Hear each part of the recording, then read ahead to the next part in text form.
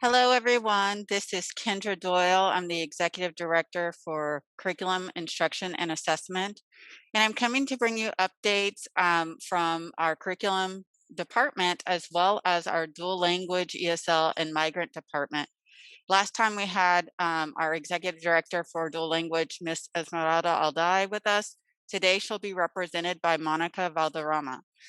Um, in our updates, I'm going to just give you a quick preview of our updates, and I'm going to turn it over to our secondary director for mathematics, Jeff Merrithew, to actually walk you through those. We will be talking about general curriculum resources for parents that you can be using at home. We're going to talk about supporting students, especially in closing gaps when it comes to learning in literacy and math. We're going to talk about how we'd really love to have parent volunteers for our school health advisory committee, our SHAC committee. We're looking for participation for this next year. We also have opportunities for students to participate in test prep for advanced placement starting this Saturday, as well as some updates regarding TELPUS testing. The one thing I want to say before I turn it over to Jeff is that many of you may have questions regarding spring testing, particularly the STAR test.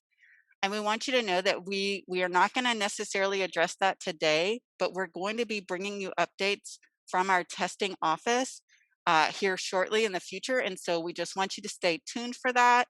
Know that in general, we are encouraging our campuses to find ways to create safe testing spaces.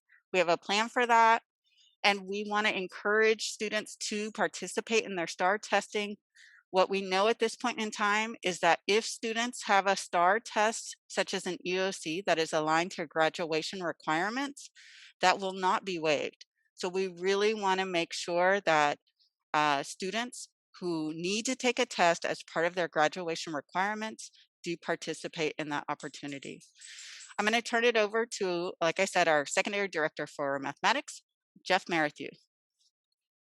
All right, thank you. I'm going to take you through a few updates, but I do again just want to reiterate thank you for being a part of all of this. Thank you for supporting your students. And again, we encourage you reach out to the teachers that work with your students, the building principals.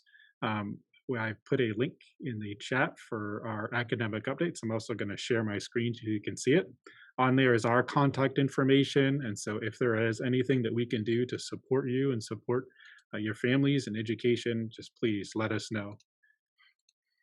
That being said, I want to point out some really important resources for you as families to help your students know both what's happening in your students' classes, what's coming up, and then also equally as important, if they've missed any instruction, how do we catch them up? Which is also going to point us towards how can we help our students continue working during the summer so we don't lose any ground for it. So the first thing we've produced is this 9-week learning outcomes document, which is going to go through all of the different core subjects that we have.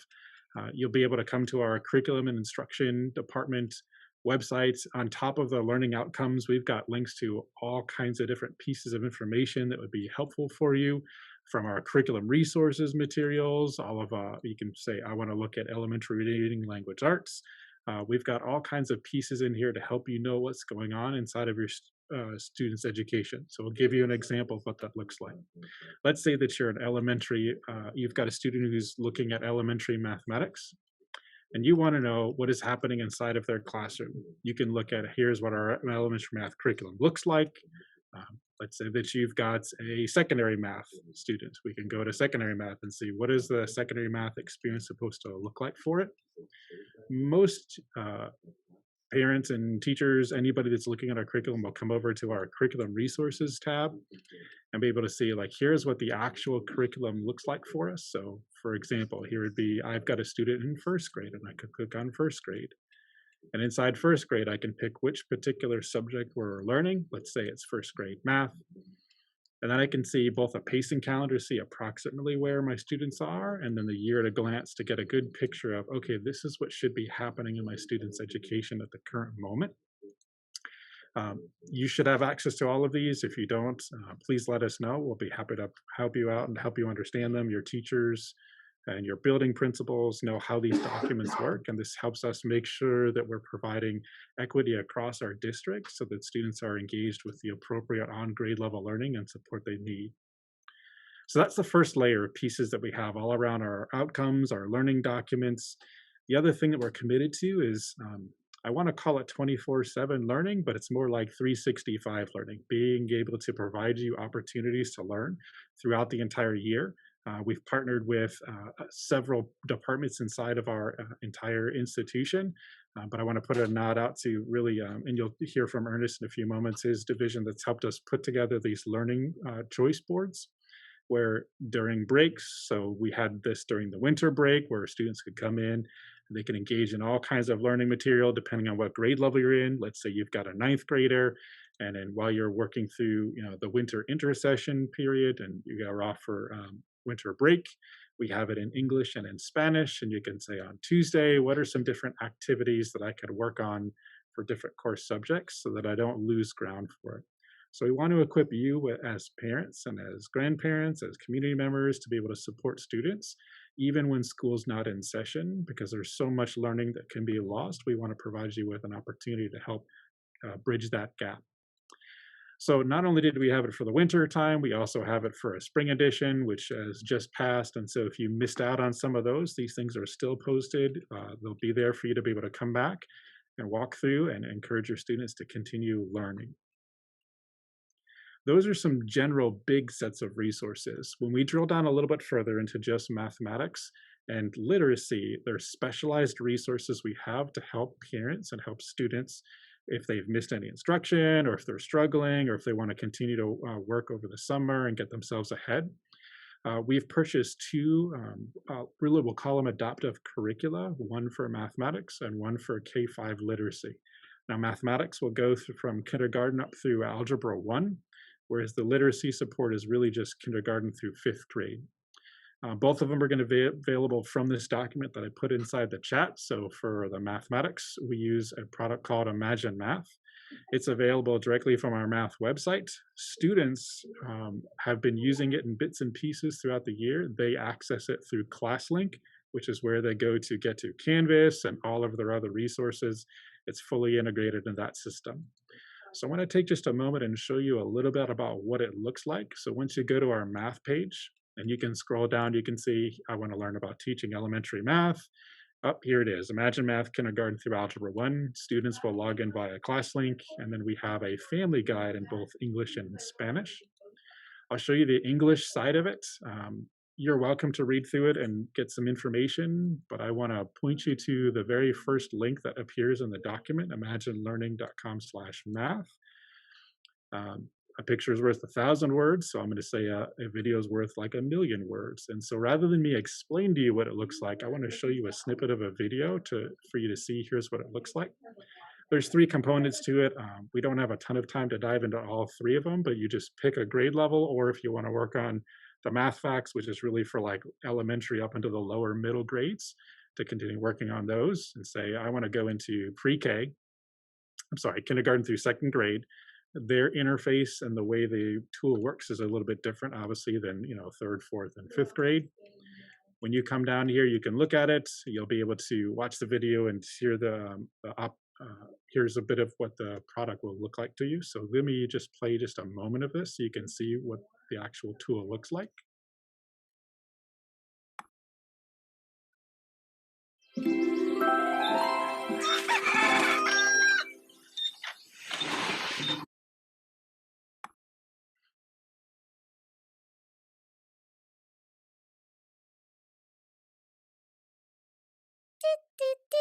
La la la la la la la.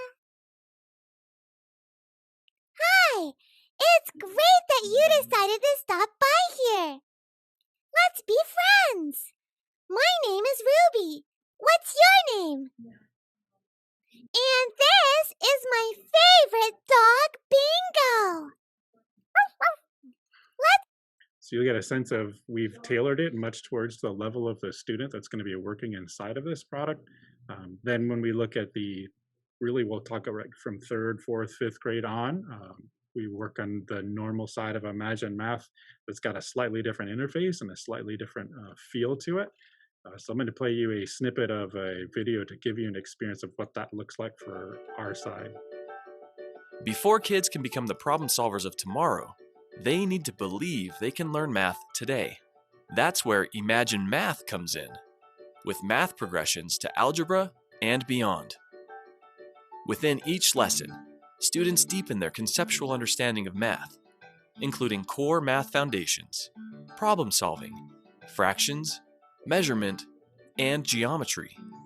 If a student hits a roadblock, they can ask for help within each lesson. And if they're still stuck, they can connect one-on-one with a US certified math teacher. That immediate, live feedback gives students the confidence they need to solve problems and move forward. So let me pause there. Why we chose this product is because it has lots of supports for you as parents in case you don't know how the math works and then maybe you're a little rusty on it. Your students can also access live help if they need to. I do want to point out one thing. If you are a Spanish speaking parent, and most of those links were in English, we have some direct guides for you inside of Spanish. And then in the document I just shared to you, I put in the links to the pre-K 2. It's done in both English and Spanish. You can just watch the video in English, or you can scroll down and you can rewatch the entire video in Spanish. So again, the link that's in the chat will take you to both the English and Spanish version of those. That's the math side that goes up through Algebra 1. From the literacy side, we also recognize early reading is absolutely critical to all facets of a student's instruction and their growth, their education. And so we've invested heavily into a product called iStation to support literacy. Just like the Imagine Math tool, it can be accessed from home, from virtually any type of device. We have directions for you, depending on what kind of device you may have at home, so you know how to access the iStation materials. So feel free to open the link and then whatever you have, whether it's an iPad or an Android phone, to show you how to access it. And then we've got a little bit of a guide. So here is the parent playbook in English. And we also have, it's rather lengthy. It's about 7 pages to try to get you to understand here's how you can use this at home to support learning, whether your kid's in school now or even during the summer, whatever the case is. And then we also have the same guide in Spanish in case you need that. So we've invested very heavily into both the math and the literacy to make sure that we are arming you with the tools you need to help your students be successful. A couple other quick updates before I turn it over. Our School Health Advisory Committee, we're opening the doors for folks to enroll in it. And so I just want to mention a couple quick things about it. It's an advisory group made up of a board appointed individuals representing the SAISD community. It's a 2-year commitment. There are 4 meetings per year. The majority of the group's members are parents, but the council also is going to include like healthcare professionals, students, educators, administrators. They make recommendations on policies, procedures, strategies, even down to the curriculum that contribute to good health. So there's a positive impact on all of student learning. If you're at all interested or know of somebody who might be interested in applying for that, there's a link to the application form. There's also another link in there that talks about the role, some of the responsibilities, and some more details about that. And so if you have a chance or know anybody that would be able to help on that committee, please encourage them to apply. The last thing I'm going to say before I turn it over is advanced placement. We're going to be doing some Super Saturdays, so I'll show you the flyer very quickly. We want to make sure that we are supporting our students as they prepare for all AP testing. And so there's some links to where these sessions are going to be held at. And then again, as we continue to encourage you, reach out to the teachers of your students, reach out to the building itself, the principals, the assistant principals, the instructional leadership there. They'll have very specific things for your campus to support your student if you need any of that. That's it for the core side of math and English. I'm going to turn it over to Monica to take you through TELPAS. Thank you, Jeff. So I'm going to share some slides that I have. Or can you see that? Yes. Okay, so start from the beginning. So it's very important to talk about TELPUS because it's coming up. I know that some of your campuses are calling your students to go in and take the TELPUS test. And so we just wanted to review a little bit about the importance and what TELPUS is. So TELPUS is just like STAR. The STAR test has the same value as it does, but this one, what it does is it measures the growth in English, their English proficiency. So what some of the things that we measure, these are for students that are emergent bilinguals, are labeled as LEP, LEP. And so what we're doing with our students is we want them to develop their reading, listening, and writing and speaking skills. These are the 4 domains that are tested when our students are taking TELPAS.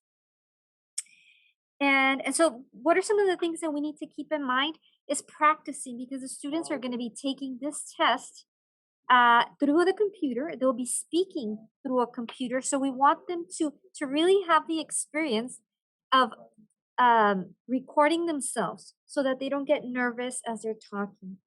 And so who takes TELPUS again? All students, K through 12, take TELPUS if they're identified as an L. But the 4 domains are only from 2nd to 12th. We only look at the listening and speaking with the younger students who are learning to read and write.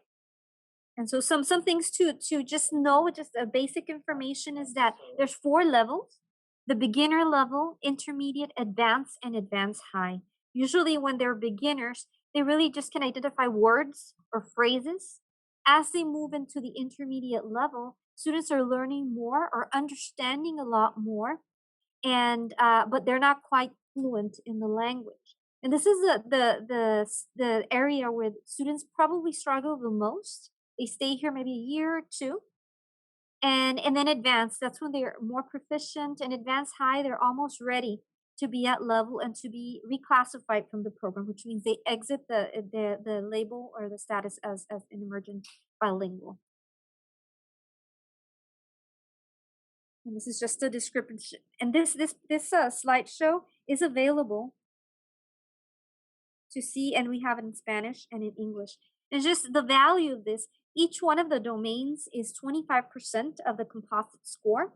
So it's important that the students are listening to different audiobooks, that they're having opportunities to speak as well, read and write. And even if parents don't speak English fluently, it's important to question the students when they're reading. What is the theme? What is the topic? What was the story about? Who's the protagonist? What are the characters? So those are important things that the students can do to practice for this important test. And so I'm not going to go over all the presentation due to lack of time, but just to give you an idea, when is this test administered? Well, it's already started. So depending on the campus, many have already done the writing piece, which is from February 8th to May 21st, and the listening, speaking, and reading February 22nd through May 21st. So your child may have already taken this test or may be scheduled to take it. So just letting you know that this is something that's very important for us to monitor their growth. And our goal is for our students to move on a level every year. Okay, and so this is something that we need to know. And so also there's links for students, and if you click on this particular link, once I share this information, students there's a test that students can practice on. Okay, and as you see here, students are going to be recording their voice. So it's important, maybe they can practice with their phone, recording their voice as they're speaking and describing something, and listening again, and reading and writing, which is very important. Okay. And I'm gonna stop here. So if you have any information, you can contact any of us in our department. Kelly Manuel, who's our ESL coordinator, myself, the DL coordinator, and our parent engagement manager, who's Dolores Medina Garza. So I'm gonna stop talking about TELPUS, and I'm gonna talk about some news that we have available for our parents. So this is specific to parents that are Spanish speaking or coming from a Spanish speaking country. We recently have a partnership with the Mexican consulate, and this is something that has been done in other cities, like in New York and larger cities. But right now, we're happy to say that San Antonio is going to be off. San Antonio ISD is offering this. So if parents did not finish their education, it could be basic, secondary, or high school education, they can continue their education by calling us and letting us know, because the consulate is offering these classes. They are available. Some of them are available in person and online at no charge. So if you are interested in continuing your education, then please give us a call. If you're not from Mexico, it's okay. But if you're any country that speaks Spanish-speaking country, you are welcome to apply to this program. So that's all for me. Thank you very much.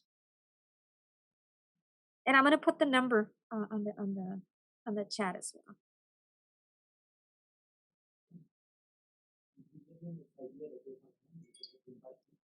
Right, I think that's my turn, I believe. Hello, all of our SAISD family members. Today, we're going to talk a little bit about some tech tools that will hopefully help with your children, your kids, to be able to extend their learning and learn new things. So let me share my screen, and I'll be able to show you what we have in store for y'all. A little bit about our department. Our department is Ed Tech and Design, as well as extended learning. And our main goal is really to ensure that all of our students here in SAISD are ready for the future. And what that means is that they are going to be able to work together globally, collaborate, communicate, to solve problems, and use technology to help them accomplish all of those things. So today we're going to be talking a little bit about what resources your kids have through ClassLink and a few other items. So by now you're probably already very familiar with ClassLink. I like to describe this as your digital backpack. So when we had our backpacks, we kept all of our books and textbooks and papers and notebooks and things like that. ClassLink is kind of like that because it has all access to all of the different tools, like what Mr. Marathi was mentioning earlier. Getting to all of those tools are within ClassLink. Getting to your textbooks are here. Getting to all of the different resources that our district provides to your kids are within ClassLink. So today I'm going to show you 3 things in particular inside of ClassLink that they're kind of our favorites right now. So the first is called Sora.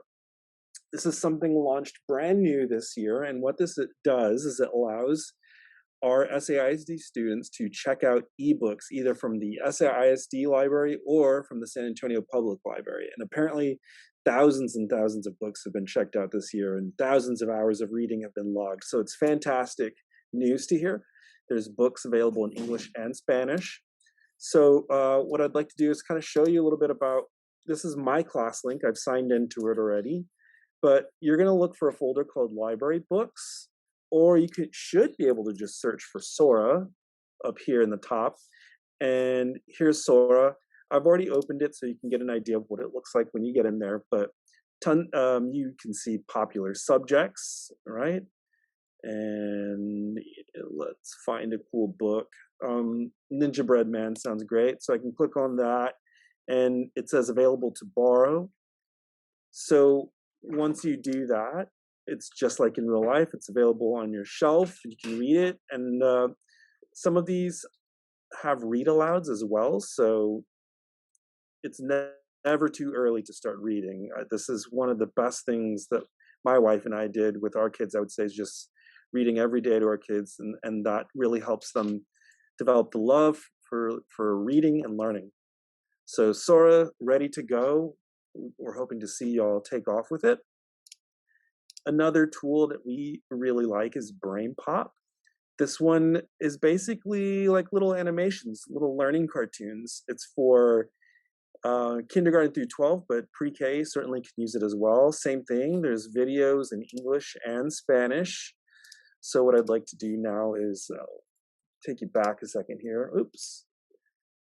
I just wanted to at least show you where it was inside of your ClassLink. So as long as you see Moby, this little orange robot guy, that's what you're going to click on to be able to get to Brain Pop. So I've already gone there. There's different topics, everything from science to engineering, arts, all of those. And of course, students could search here for what it is that they're looking for. Up here, you'll notice that there's a Brain Pop Junior version, so that one's a little bit more appropriate for pre-K, kinder, first graders, second graders.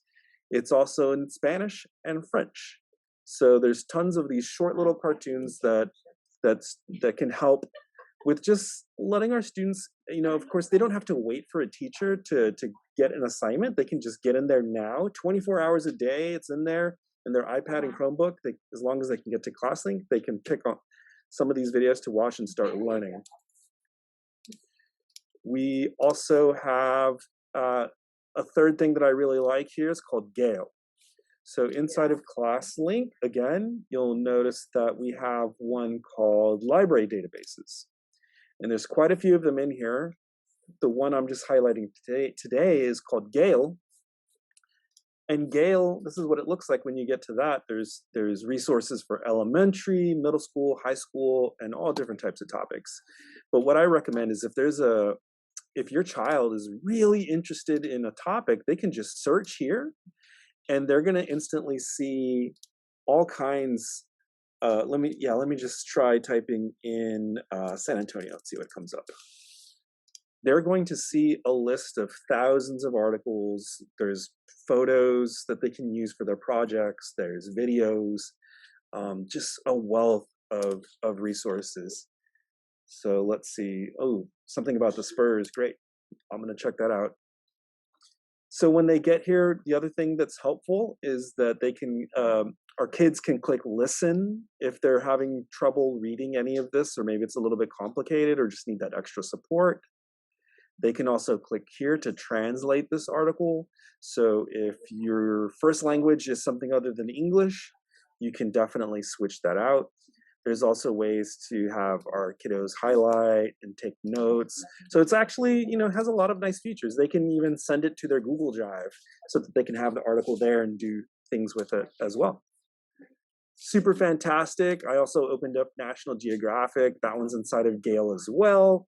I know that was always a fun thing to look at different magazines back in the day and learn about our world. So we have those resources there inside of Gale as well. So those are three within ClassLink that I think it just gives some options to our kiddos to get their learn on, as I would say.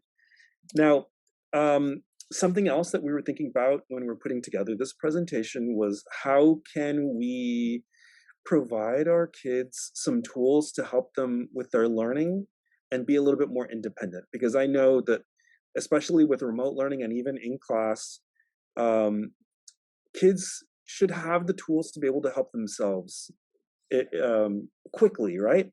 So here's a couple of little ideas that we've made possible through technology to help out our students with their learning. And the first of those that I want to talk about is a product called Use Immersive Reader. This is for our students that have Chromebooks. So if you have a laptop, you have a Use Immersive Reader already installed on your device. And the way it works is just like this. You can be on any web page you want to. Notice here I am on the SAISD webpage. And if there's any kind of text on that web page, you can highlight or select the text, right-click it, and say, help me read this. And that text now opens up inside of something called Use Immersive Reader.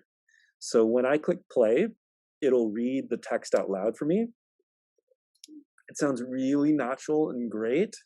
There's also some ability to translate it from Use Immersive Reader. You have, and right now it looks like this particular web page is hiding my tools, so I might have to use a different web page here.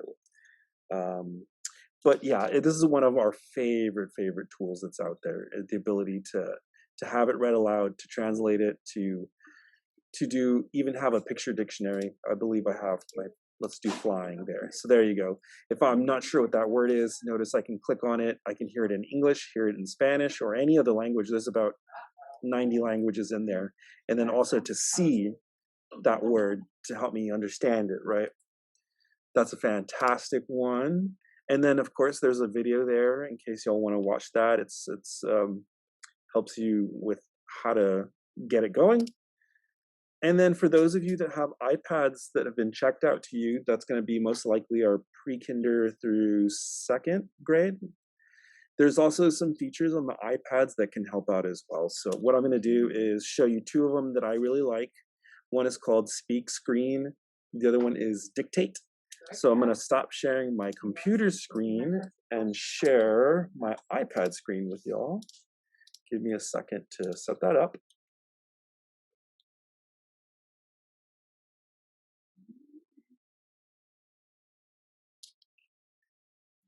Okay, so you should see my iPad screen now. So the first thing that I'm going to show you is how to make your iPad speak the screen.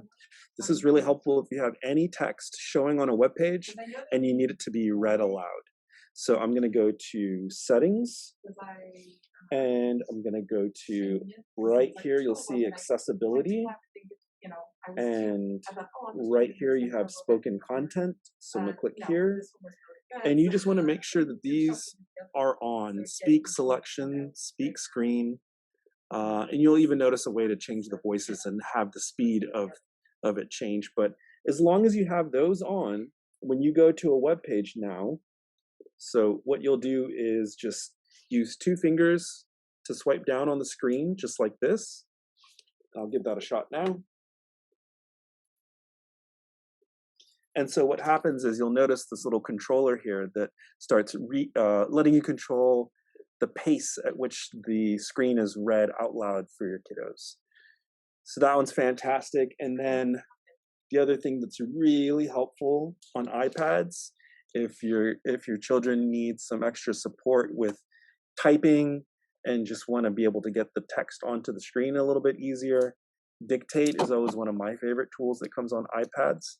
So right down here, I'm going to click on this keyboard, and you'll notice that there is a microphone right here. So click the microphone. Right now, I'm going to practice typing into the iPad by just talking, period. So that's just another thing that's a really helpful tool in case your kids are a little bit, they're not quite there on the typing part of their learning. That can be a useful resource. Okay, so I'm going to go back to sharing my computer screen. The final thing that we included in this presentation, and I'll go ahead and include the link in the chat right now, is our essential tech tool guide. This is for teachers and students. And what we did with this is we just took our favorite tools and then also gave you some ideas for what you could do with those tools, because ultimately student creativity is a big goal for us, right? So let's take a look at page 6 here. If your children are wanting to do some kind of project that incorporates photos or videos, these are the tools that we would suggest, right? Google Drawings, Adobe Spark, WeVideo, and your kids have access to these tools within ClassLink. Okay, if I maybe need to do a presentation for one of my teachers, well then this is what we recommend. You can do it with Google Slides, Screencastify, Flipgrid, screen recording on iPads. Again, we have access to all of those things, and you don't have to wait for somebody to teach you. There's the website link and there's a tutorial link as well. So these are just real short videos within less than 3 to 5 minutes. You can watch the video, see how it works, and then your kids, I'm sure these days they know technology and will figure it out quick. So that's the other fantastic thing. Is that we have some project ideas too. So you could think about how you might work on a biography, a book review, creating your choose your own adventure story. There's a variety of ideas you can do. We just want to see our kids be successful and creative. So that's what this guide has been built for. And I'm going to link that into the chat now. If y'all have any questions about educational technology, I'm going to encourage y'all to visit our website. It is saisd.net/edtech. From there, there's an email form that you can use to contact us in case you have a question. Our office can also handle any account issues that you may have with Canvas. So feel free to contact us about any of those educational technology related topics, and we'll be more than happy to help you.